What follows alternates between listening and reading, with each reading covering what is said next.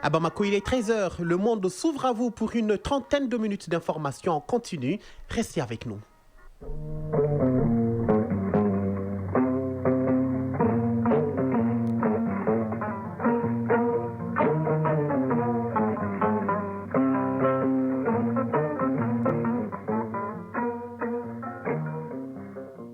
Le journal Moussa Papa Aïdara. Le Pari vert du Mali est lancé pour sa 31e édition. Il s'agit de la campagne nationale de reboisement. Le pari est surtout de reverdir notre pays en première ligne face au changement climatique. L'objectif est de faire pousser l'espoir, un arbre à la fois. Le Premier ministre est déjà passé à l'acte hier. Pour en parler, nous recevons comme invité le directeur général des Eaux et Forêts. L'hépatite chez la femme enceinte est un danger ignoré. Les professionnels de la santé veulent freiner la contagion depuis le cordon ombilical, d'où le thème de l'édition 2025 de la Journée mondiale de lutte contre les hépatites. Une génération sans hépatite, agissons dès la grossesse. Sur la scène étrangère, affrontement persistant entre la Thaïlande et le Cambodge. Malgré l'appel au cessez-le-feu lancé par Donald Trump, les combats à la frontière entre ces deux pays continuent, émaillant la région d'une nouvelle crise. Et pendant ce temps, le président américain Donald Trump doit rencontrer aujourd'hui la présidente de la Commission européenne, Ursula von der Leyen, dans le but de trouver un accord sur les droits de douane entre Washington et l'Union européenne. Toute l'actualité internationale sera à décortiquer par les hommes de la rédaction. Et puis en sport, l'Afro-Basket féminin 2025 a officiellement débuté hier au Palais des Sports de Crècheville avec une première journée riche en émotions. Pour leur entrée en matière, les les basketteuses du Mali remportent une victoire serrée 55-53 contre le Soudan du Sud. Et parlant de la finale de l'Euro féminin qui se joue ce dimanche, l'Angleterre, tenante du titre, affronte l'Espagne, championne du monde et finaliste pour la première fois dans cette compétition. En fin de journal, Koumba Sissé nous fait découvrir le centre de recherche et de formation médicale. Elle nous indique que les cancers et les maladies génétiques peuvent être diagnostiqués là-bas à l'échelle de 200 échantillons par jour. Mesdames, Messieurs, bonjour et bienvenue à cette édition. Une campagne pour reverdir nos terres.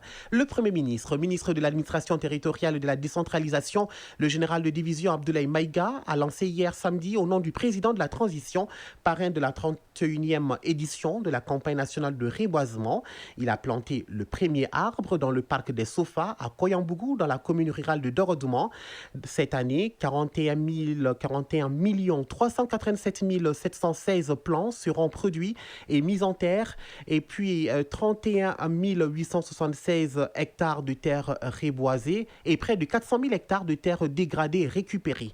À l'issue du lancement de la campagne, le Premier ministre, chef du gouvernement, a invité au nom du chef de l'État l'ensemble des Maliens à s'investir pour que l'édition 2025 de la campagne de reboisement soit une réussite. Il est au micro de Mamari Koné et Ali Touré. La campagne nationale de reboisement est l'une des multiples activités des autorités de notre pays pour contribuer de manière significative à la protection de l'environnement. Comme vous le savez, dans notre nouvelle constitution, la constitution du 22 juillet 2023, la protection de l'environnement est à la fois un droit et un devoir. Et cet objectif est porté haut par son Excellence le général d'armée Assimi Goïta, président de la transition, chef de l'État, qui est également le parrain de cette campagne nationale de reboisement. Si nous voulons reboiser, il faut deux actions simultanées. Planter beaucoup plus d'arbres et surtout suspendre, voire arrêter de détruire notre forêt. Évidemment, ces actions sont extrêmement lourdes et vont au-delà du seul effort des autorités et des pouvoirs publics. Il est important que l'ensemble de la population malienne s'implique. C'est le sens, en tout cas, de l'appel que le chef de l'État adresse à nos populations. À l'instant donc, l'adresse du chef de l'État à la population portée par le Premier ministre, le général de division Abdoulaye Maïga. Partout, des messes actives pour redonner vie à la terre. Eh bien, nous sommes en direct avec notre invité du jour, inspecteur général Amadou Diallo, directeur général des Eaux et Forêts. Monsieur le directeur, bonjour. Bonjour. Alors, d'entrée de jeu, pouvez-vous nous rappeler les objectifs de cette campagne nationale de reboisement lancée, c'est la 31e édition? Je vous remercie. Je remercie le RTM pour nous avoir donné cette opportunité. Voilà. L'objectif de cette campagne est d'abord d'inviter l'ensemble des acteurs à participer massivement à cette campagne de reboisement. L'objectif opérationnel est de produire 41 384 716 plants, de reboiser 31 876 hectares et de récupérer environ 385 156 hectares de terres dégradées. Vous avez les moyens pour ça? Nous avons les moyens, je peux le dire, parce que au-delà des efforts de l'État, nous avons beaucoup d'autres partenaires.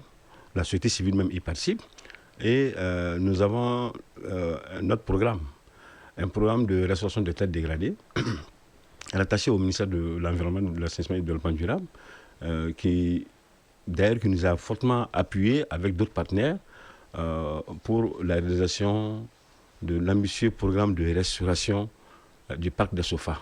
C'est vraiment important. À l'intérieur de quel parc, au-delà des plantations, nous avons installé des points d'eau et des systèmes d'irrigation qui vont permettre à la collectivité, la commune de Rodman, de participer à l'entretien et à la surveillance de ces plans. Alors, pourquoi le reboisement reste une priorité aujourd'hui pour le Mali? Le reboisement reste une priorité pour le Mali face d'abord aux engagements internationaux, parce que le Mali a signé et ratifié beaucoup de conventions dans le cadre de la lutte contre la désertification, dans le cadre de la conservation de la diversité biologique. C'est vraiment important, ça devient une priorité nationale parce que aujourd'hui, avec toutes les réflexions autour du sujet, nous nous sommes rendus compte que nous devrons revenir à nos valeurs ancestrales. Parce que hier, nous avons ce patrimoine qui était protégé. Et aujourd'hui, ça fait l'objet de beaucoup d'occupations, de beaucoup d'exploitations. D'accord. Alors, le retour à ces valeurs ancestrales et à la citoyenneté va permettre d'avoir un citoyen modèle qui aura souci de son environnement. Et d'ailleurs, comme c'est stipulé dans la Constitution du 22 juillet 2023, la protection de l'environnement est un droit et un devoir pour tous. Si vous l'avez constaté hier lors du lancement de la 31e édition de cette campagne, dans le discours de son Excellence le général de division Abdoulaye Maïga, Premier ministre chef du gouvernement, il a invité toutes les populations de s'unir autour de ces activités de reboisement. C'est vraiment important. C'est toutes les couches confondues. Très bien. Ça fait 31 ans que cette campagne existe, mais concrètement, quel est le progrès qu'on peut constater sur le terrain? Le progrès que nous pouvons constater sur le terrain, c'est d'abord les actions de restauration. Lorsque nous rentrons dans le domaine forestier, nous constatons que la régénération assistée, naturelle assistée, est en train de se développer. Ça, c'est vraiment important. Et pratiquement, même dans les champs, nous assistons à la réalisation des infrastructures de lutte contre les érosions. C'est vraiment important dans les actions de cordon pierreux, les demi-lunes, les fascines. Il y va de soi dans la restauration. Parce que la lutte contre l'avancée du désert n'est pas du seul rôle du service des eaux et forêts. C'est un effort commun. D'accord. Face à d'autres ambitions, à d'autres objectifs, qui est d'assurer la sécurité alimentaire et nutritionnelle. C'est vraiment important que nous luttons contre les effets néfastes des changements climatiques, que nous regardons tout droit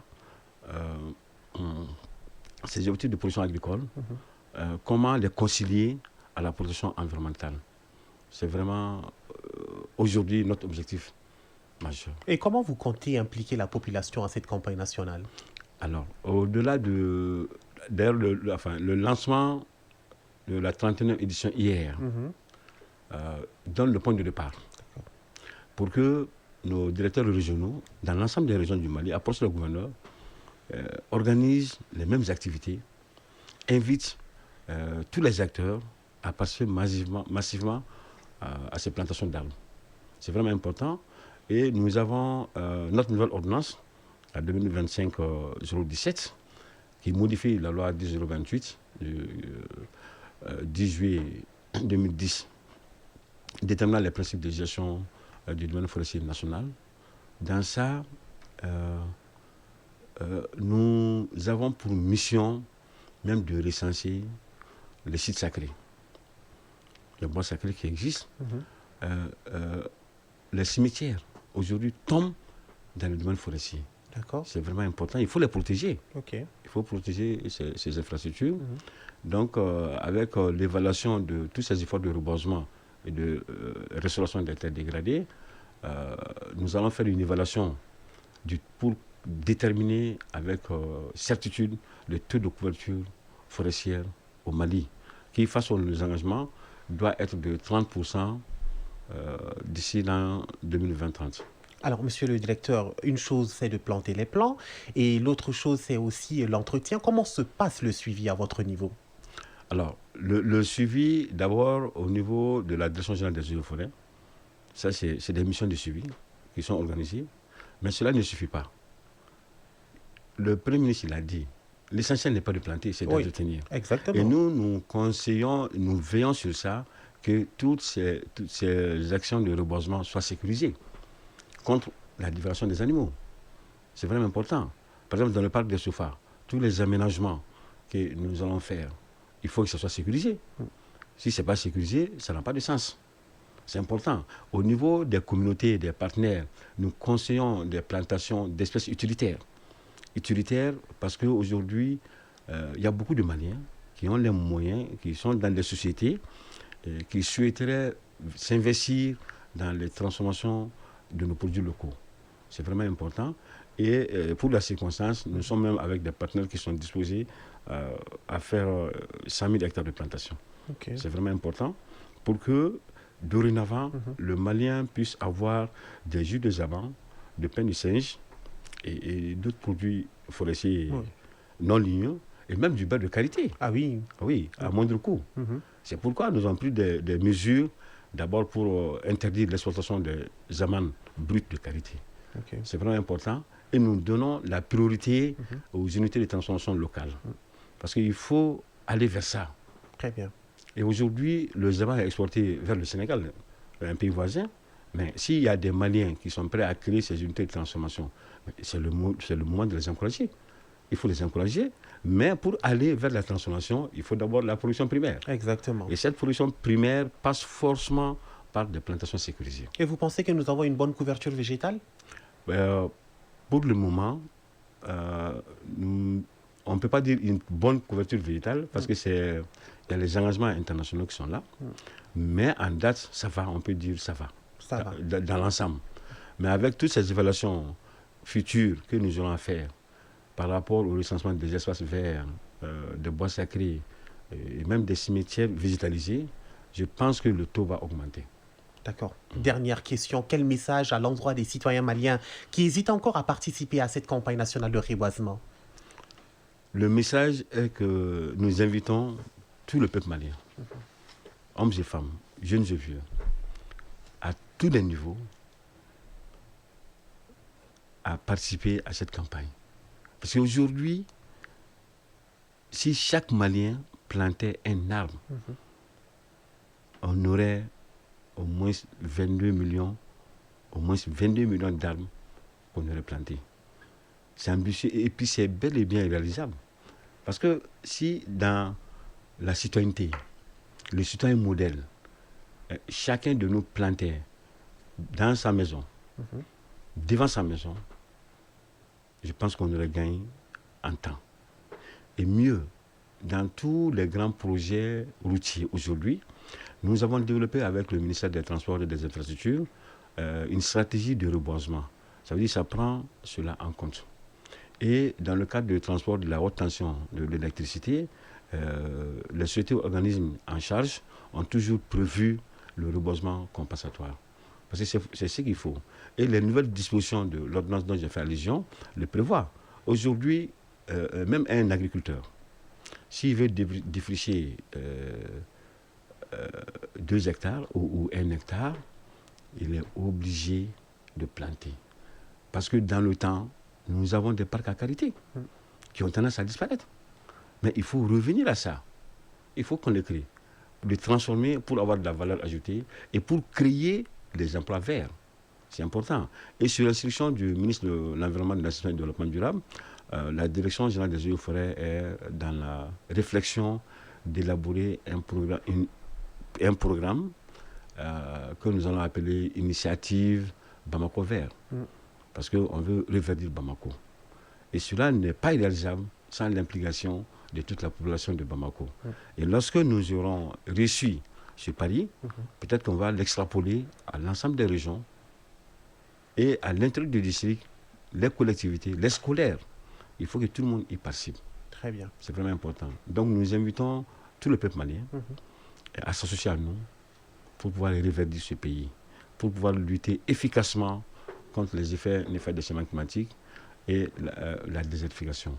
Merci. Vous serez d'accord avec moi quand on dit un arbre planté, c'est un avenir assuré. Je suis parfaitement d'accord. Merci beaucoup. Nous étions à l'instant avec l'inspecteur général Amadou Diallo. Je rappelle que vous êtes le directeur général des eaux et forêts. Merci d'être passé par là. Merci beaucoup. Suite de ce journal.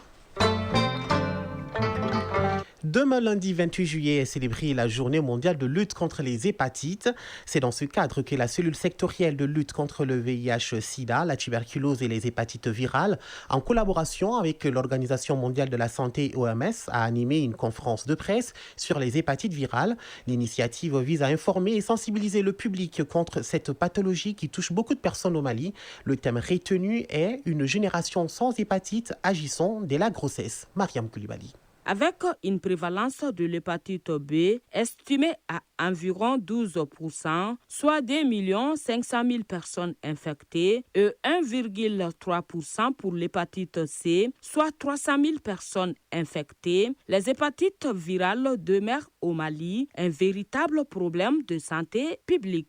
C'est pour aider à réduire les cas de ces maladies transmises par voie sexuelle, la voie sanguine et par la voie verticale de la mère au nouveau-né que la présente conférence est initiée. Le thème retenu est « Une génération sans hépatite agissant dès la grossesse ». Dr Madina Konaté, coordinatrice de la cellule sectorielle de lutte contre le VIH-Sida, la tuberculose et les hépatites virales. On saura lutter contre l'hépatite virale sans que la porte d'entrée ne soit la CPN.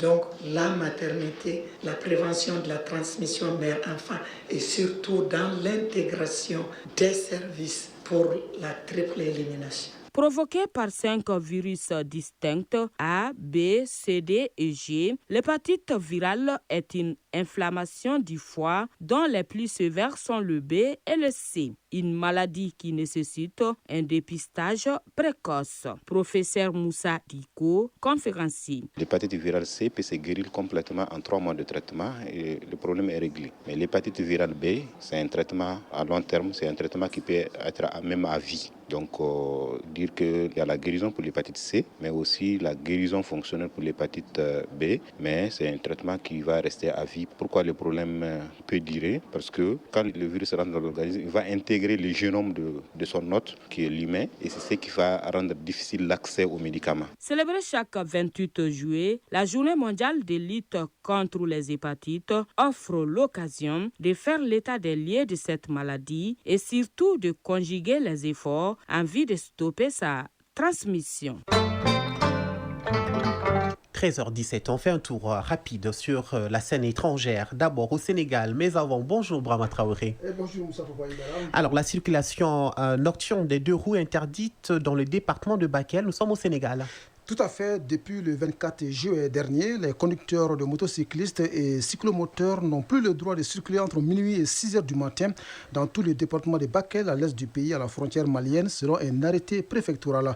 Les préfets du département invoquent des raisons de sécurité pour justifier ce couvre-feu nocturne. Seuls les personnels de santé ainsi que les forces de défense et de sécurité sont exemptés de cette interdiction qui court jusqu'au 24 août prochain. Au Cameroun, la liste provisoire des candidatures à la présidentielle du mois d'octobre a été publiée hier. 13 candidatures ont été retenues sur les 82 déposées auprès de la commission électorale, parmi lesquelles celle du président sortant Paul Biya qui brique un 8e mandat à 92 ans. En revanche, la candidature de l'opposant Maurice Kamto est invalidée par l'organe électoral qui dit avoir reçu des candidatures différentes de son parti, les mouvements africains pour la nouvelle indépendance et la démocratie. Et le reste est un ultime recours devant le Conseil constitutionnel. Je rappelle que les Camerounais votent le 12 octobre prochain pour le premier tour de l'élection présidentielle. D'une élection présidentielle à une autre en Centrafrique, le président sortant Faustin Archange Touadéra est candidat au scrutin présidentiel du mois de décembre. Il a été investi hier par son parti, les mouvements Kers Unis. Dans son discours d'investiture, il s'est engagé à mettre en place une direction nationale de campagne qui se fera l'écho de sa profession de foi pour remporter une victoire retentissante à la présidentielle du mois de décembre. Cette candidature de Faustin Archange Touadéra est rendue possible grâce à l'adoption d'une nouvelle constitution en 2023. 94 candidats du parti ont également été investis à la députation puisque le scrutin présidentiel est couplé aux législatives. En République démocratique du Congo, le coordonnateur du Fonds de réparation et d'indemnisation des victimes des activités illicites de l'Ouganda, arrêté pour des soupçons de mauvaise gestion. Shankar Balukela, c'est son nom, est détenu depuis vendredi au parquet général près la cour d'appel de Kinshasa. Ce jeune de 27 ans a été auditionné par la police judiciaire des parquets puis par la cellule nationale des renseignements financiers. Ces auditions auraient porté sur les rapports entre lui et l'ancien ministre de la Justice, Constant Mutumba, qu'il avait nommé l'an dernier, aujourd'hui jugé pour un détournement supposé de fonds publics. Les rapports pointaient par exemple l'attribution d'un marché à une entreprise quinoise pour la production d'un documentaire à 1,2 million de dollars. Posons nos valises au Soudan. Les forces de soutien rapide ont annoncé hier la nomination d'un Premier ministre actant la création d'un gouvernement parallèle dans les zones sous leur contrôle.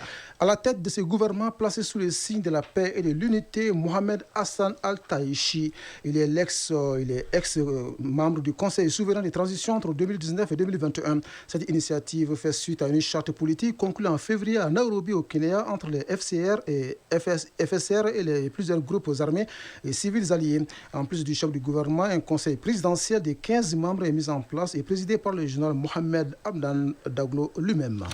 Il fait chaud. La Turquie fait face à une température record. 50,5 degrés Celsius ont été mesurés vendredi dans le sud-est du pays. Une vague de chaleur qui n'est pas sans conséquence, n'est-ce pas? En effet, 10 ouvriers forestiers et secouristes bénévoles avaient trouvé la mort mercredi en combattant un violent feu de forêt. La vague de chaleur qui doit se poursuivre dans les prochains jours fait craindre par endroits des pénuries d'eau. Selon une étude citée dans un rapport de l'ONU publié début juillet, 88% du territoire turc est exposé à un risque élevé de désertification.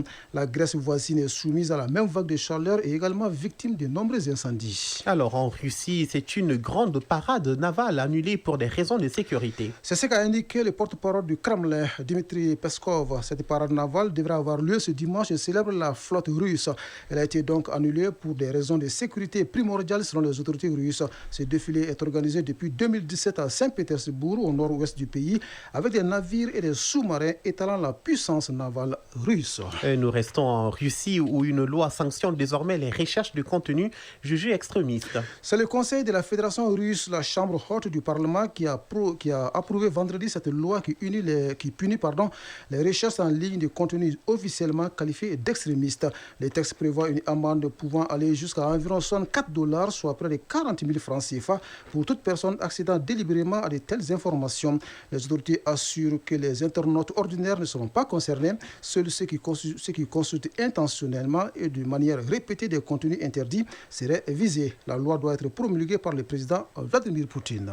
Merci Bourama Traoré. L'actualité en Russie met fin donc à cette brève. Un pays que vous connaissez bien déjà. Tout à fait. Alors, poursuivons ce journal avec cette autre actualité. Le président américain Donald Trump doit rencontrer aujourd'hui la présidente de la Commission européenne, Ursula von der Leyen. Objectif, trouver un accord sur les droits de douane entre Washington et l'Union européenne. Pour en parler, je reçois Lansine Keita. Bonjour. Bonjour Moussa Papa. Alors, de quoi doit-on s'attendre à l'issue de cette rencontre entre Américains et Européens sur le plan commercial? D'abord, c'est une rencontre décisive à 5 jours de l'entrée en vigueur des tarifs douaniers. L'espoir est fondé sur un probable accord, voire un pacte commercial cadre entre les États-Unis et les 27 membres de l'Union européenne. Compte tenu de l'enjeu, en cas de consensus, il s'agirait du plus vaste accord commercial conclu par l'administration Trump, dépassant celui scellé avec le Japon en début de semaine. La Maison-Blanche n'a donné aucun détail sur la réunion prévue ni sur les termes de l'accord qui semble se profiler. Certaines sources font déjà état de l'introduction d'une surtaxe douanière de 15% sur les exportations européennes à destination des États-Unis.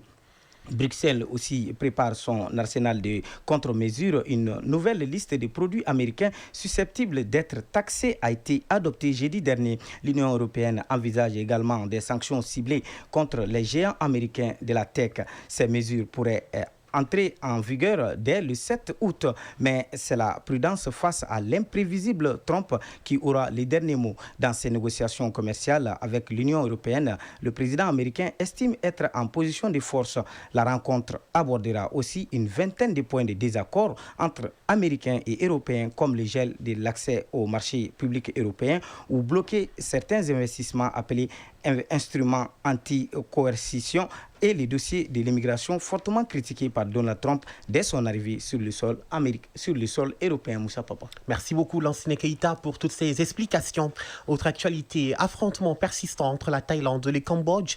Malgré l'appel au cessez-le-feu lancé par Donald Trump, les combats à la frontière entre ces deux pays continuent, émaillant la région d'une nouvelle crise. Ces affrontements qui durent depuis maintenant 4 jours ont déjà causé la mort d'au moins 34 personnes, dont des civils et des militaires, et ont contraint près de 200 000 habitants à fuir leur foyer pour échapper à la violence. Mohamed Sangaré, bonjour. Bonjour Moussa Papa. Vous suivez ce dossier pour la rédaction. Alors, quelles sont les causes profondes et les enjeux du conflit actuel entre la Thaïlande et le Cambodge et quelles démarches sont en cours pour y mettre fin? D'abord, les zones frontalières disputées restent l'une des sources de tensions persistantes dans la région, en grande partie en raison des tracés historiques incertains et disputés. La délimitation de ces frontières, souvent floues et basée sur des accords anciens ou peu précis, a alimenté des différends de longue date entre les deux nations concernées. La question des ressources naturelles telles que les terres agricoles fertiles, les zones forestières et surtout les importantes ressources en eau accentuent encore davantage ces conflits. La compétition pour contrôler ces ressources vitales, généralement dispersées dans des zones stratégiques, devient une véritable guerre d'enjeux économiques et environnementaux. Le 15 juin dernier, le Cambodge a saisi de nouveau la justice internationale concernant 14 zones disputées avec la Thaïlande. Les tensions montent d'un cran après la publication d'une conversation entre les premiers ministres cambodgiens et thaïlandais, ce qui entraîne la suspension du premier ministre thaïlandais le 1er juillet et renforce le pouvoir de l'armée en Thaïlande. Le 23 juillet dernier, une mine blesse 5 soldats thaïlandais.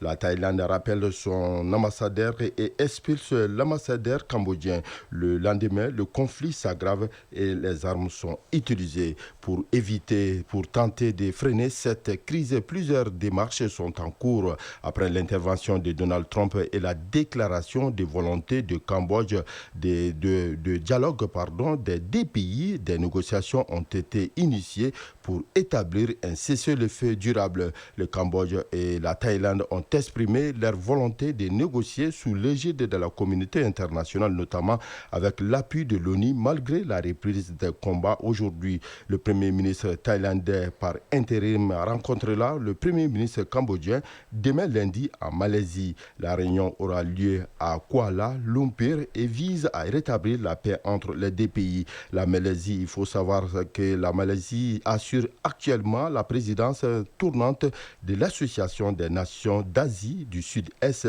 dont les deux pays sont membres. Moussa Papa Idra. Merci beaucoup, Mohamed Sangaré, pour ce dossier. Suite de ce journal juste après ce qui suit.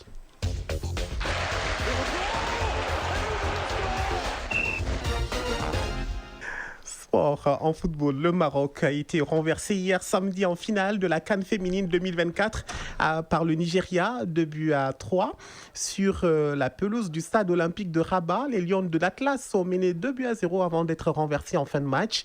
La finale de l'Euro féminin se joue ce dimanche. L'Angleterre, tenante du titre, affronte l'Espagne, championne du monde et finaliste pour la première fois dans cette compétition. Et en ce qui concerne l'Afro-Basket féminin 2025, lancement officielle hier au Palais des Sports de Treichville avec une première journée riche en émotions. Pour leur entrée en matière, les aigles basketteuses du Mali se sont fait très peur, mais remportent une victoire serrée 55-53 contre le Soudan du Sud. La page des sports porte la signature de Famoro Djourté.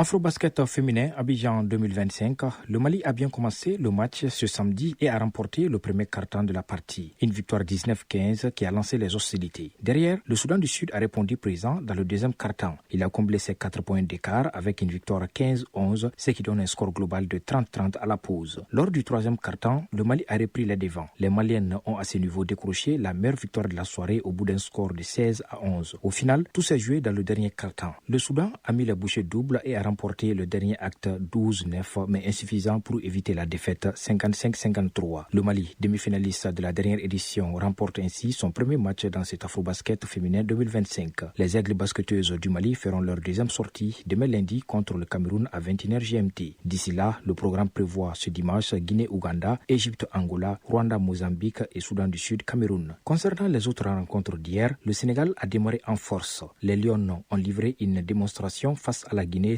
imposant de manière éclatante 92-48. Une victoire écrasante qui envoie un message fort aux autres prétendantes au titre. Après l'éclatante victoire sénégalaise, le Nigeria a également marqué les esprits en dominant le Rwanda 92-45. Les championnes en titre ont rapidement pris la commande de la rencontre, affichant une efficacité offensive remarquable avec 50% de réussite au tir contre seulement 28% pour leurs adversaires. Cette victoire permet aux D-Tigers de maintenir leur série d'invincibilité en Afrobasket qui s'élève désormais à 25 matchs consécutifs. Portés par leur public au Palais des Sports de Treichville, les éléphantes ivoiriennes ont reçu leur entrée en matière en battant l'Égypte 75-63. Cette victoire historique marque le premier succès de la Côte d'Ivoire dans un Afrobasket féminin qu'elle organise pour la première fois de son histoire. Rappelons que seuls les premiers de groupe se qualifient directement pour les quarts de finale. Les deuxièmes et troisièmes devront disputer des barrages éliminatoires. Football à présent, la finale de la CAN féminine 2024 a comblé les attentes avec une rencontre intense entre le pays hôte, le Maroc et le géant nigérian. Malgré une belle résistance des Lions de l'Atlas, le Nigeria a gagné par 3-2, décrochant un 10e titre continental historique. Le Maroc a parfaitement entamé la rencontre, ouvrant le score dès la 13e minute grâce à sa capitaine Gislan Chebak. Quelques minutes plus tard, Sana Mouchoudi double la mise à la 24e minute, offrant un avantage confortable aux Lions au stade olympique de Rabat devant leur public. Mais les Super Falcons ne se sont pas laissés abattre. Esther Okoronko a réduit l'écart à la 64e minute, relançant les espoirs des D-Tigers. 7 minutes plus tard, 71e minute, Fouchila Djamlechi a inscrit le but égalisateur, donnant un nouveau souffle à son équipe. Alors que le match se dirige vers les prolongations, Jennifer Eshekini marque le but décisif à la 88e minute, offrant le trophée au Nigeria au terme d'un combat acharné. Avec ce 10e sacre, le Nigeria confirme son statut d'incontournable du football féminin africain. Toujours football féminin, 2 ans après la finale de la Coupe du Monde à Sydney, les Espagnols et les Anglaises se retrouvent ce dimanche à 16h GMT à Bâle, en Suisse, en finale de l'Euro. L'Espagne, championne du monde à titre et grande favorite du tournoi, veut remporter son premier titre continental et faire le doublé mondial Euro, après avoir réussi à remporter la Ligue des Nations en 2024. En face, les tenantes du titre anglaises ambitionnent de conserver leur couronne pour la 5e finale consécutive de Sarina Wiegman en tant que sélectionneuse 2017 et 2019 avec les Pays-Bas et 2022, 2023 et 2025 avec l'Angleterre. Cette finale à Bâle à guichet fermé, comme 29 des 31 matchs du tournoi, verra donc s'affronter les 2 meilleures équipes continentales. Focus Santé. Dans Focus Santé d'aujourd'hui, nous allons à la découverte du Centre de recherche et de formation médicale. Ce centre situé au CHU du Point G peut traiter plus de 200 échantillons par jour. Ces examens sont réalisés sur les prélèvements biomédicaux des patients pour diagnostiquer les cancers et les maladies génétiques. Ce n'est pas tout. Ce centre a d'autres potentialités. Pour les découvrir, suivons Koumba Sissé. Le Centre de recherche et de formation médicale CREFPAM du CHU du Point G se donne comme mission le diagnostic des cancers sous toutes ses formes et des maladies génétiques. Récemment inauguré par la chef du département en charge de la santé, le CREFPAM peut traiter plus de 200 échantillons par jour.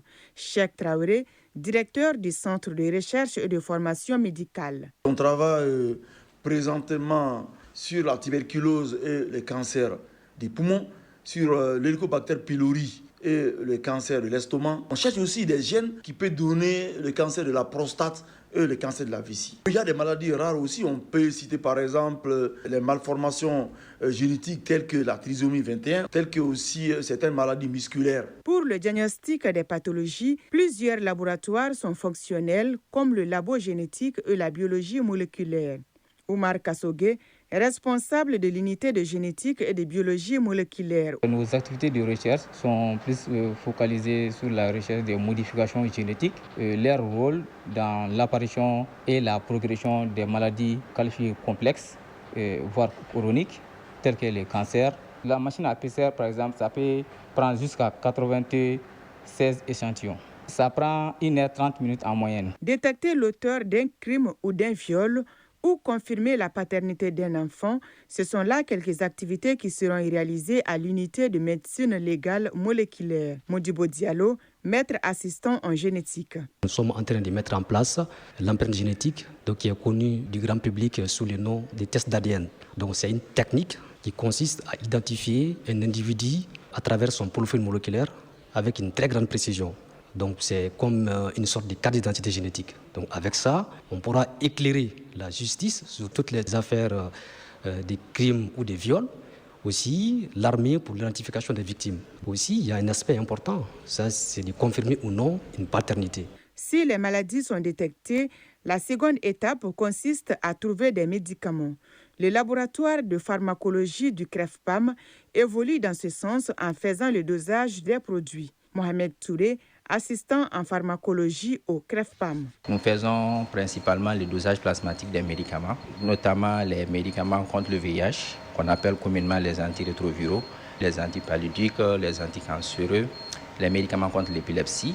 En plus de ça, nous faisons le dosage aussi des stupéfiants, comme le cannabis, la cocaïne. Nous pouvons faire non seulement le dosage qualitatif, on peut aussi les quantifier dans les liquides biologiques. Autre activité principale du centre, la formation du corps médical et le coaching. Yaya Kassogué, responsable des formations au CREFPAM. La mission concernant la formation CREFPAM concerne des formations de courte durée ou encore des formations continues qui mettent à jour sur le plan scientifique l'ensemble du personnel ici. Aussi, nous avons des formations également diplômantes comme le master, aussi des formations au niveau doctorat, sciences, ou doctorat de recherche ou encore le PhD. Au CREFPAM, la direction n'a plus besoin de chercher des maintenanciers ailleurs. La formation des spécialistes en ingénierie biomédicale est en cours pour la confection de certains matériels de travail. Mahmoudou Maïga, chargé des relations extérieures du CREFPAM. L'imprimante 3D, c'est vraiment pour faire les cadres des appareils. Donc c'est un laboratoire qui est fait pour qu'au Mali ici, on puisse nous-mêmes développer nos appareils de diagnostic médicaux. Le problème qu'on a au Mali, c'est que les appareils tombent en panne très facilement et il faut attendre des mois pour les réparer. Et ça, c'est un problème que ces laboratoires se fixent de résoudre en formant des gens qui peuvent faire ces maintenances-là sur place et très rapidement. Le CREFPAM, dans sa démarche, est appuyé par les partenaires nationaux et internationaux comme l'Office national de la santé et de la reproduction ONASR, les laboratoires de l'Université des sciences techniques et technologies de Bamako et l'Université de Chicago. Focus santé. Le monde agricole en deuil. Monsieur Siliman Sako n'est plus. Il était vice-président du Conseil national de la société civile, membre de l'APECAM, membre de la délégation spéciale de la mairie du district de Bamako, également consultant agronome de renommée internationale. Sa maîtrise du monde rural, son éloquence, sa modestie, son engagement pour la cause du monde rural servaient de base pour relever les grands défis qui se posaient au département de l'agriculture avec grand A. Siliman Sako était un exemple par sa dignité, par sa sagesse, par son sourire qui apaisait même les jours les plus durs pour les paysans.